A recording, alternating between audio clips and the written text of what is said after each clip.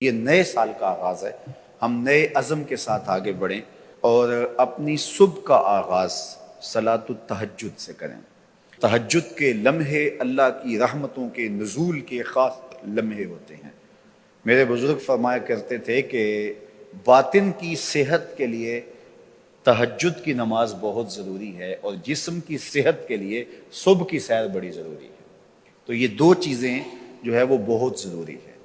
تو بالخصوص یہ بچے جو ہیں، جب اس عمر میں یہ ان کی عادت پختہ ہو جائے گی تو یہ زندگی کی آخری سانس تک باقی رہے گی۔ میرے بزرگ فرمایا کرتے تھے کہ مجھے تہجد کا عادی میری ماں نے بنایا ہے۔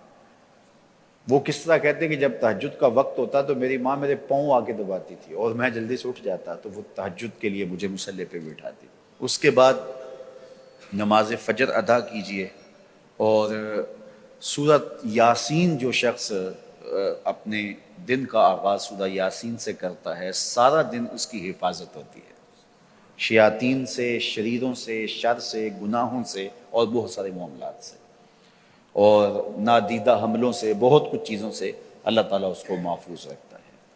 تو سارے سورہ یاسین کی تلاوت اپنے معمولات میں شامل کر لیں۔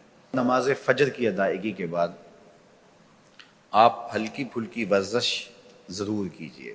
جو قوی مومن ہے، طاقتور مومن ہے، کمزور مومن کی نسبت اللہ کو زیادہ محبوب ہے۔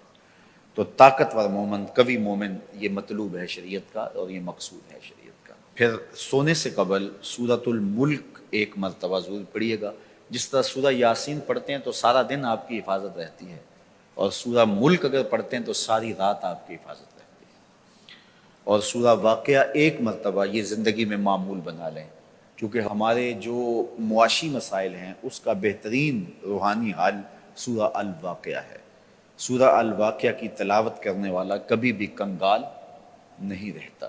جو لوگ والدین کے نافرمان ہوں وہ ہوا میں اڑیں، چرخ میں جھولیں، کروڑوں اربوں میں کھیلیں، کبھی بھی دل کا سکون اور باطن کا قرار حاصل نہیں کر سکتے۔ امام غزالی علیہ الرحمہ نے لکھا ہے کہ وہ گناہ جن کی سزا دنیا میں بھی ضرور ملتی ہے، ان میں سے ایک گناہ ماں باپ کی بے ادبی، ماں باپ کی توہین، ماں باپ کی گستاخی ہے۔ مذہب کی کتابوں میں تو تاکید کی ہی گئی ہے والدین کی تکریم بجا لانے کی، لیکن جو ماہرین ہیں، جو خوشگوار زندگی کے رہنما اصول بتاتے ہیں، ان سب نے بھی یہ کہا ہے کہ ماں باپ کو راضی رکھو گے تمہاری زندگی خوشحال رہے گی۔ تو ماں باپ کی رضا میں اللہ کی رضا، ہمارا تو دین ہے، ہمارا دن تو شروع ہی ماں کے قدموں سے ہوتا ہے۔ ہم تو رات جب باپ کی ٹانگیں دبا کے سوئے نا تو ہمیں خود چین کی نیند نہیں آتی۔ تو یہ سعادت ہوتی ہے کہ ماں باپ کی خدمت کی جائے، اور اگر کوئی ماں باپ کا بے ادب ہے کبھی بھی اس کے مال میں برکت نہیں ہو سکتی، اس کی خوشگوار زندگی ممکن ہی نہیں ہے۔ 25 دسمبر ہو یا کوئی اور دن، ہولی ہو یا دیوالی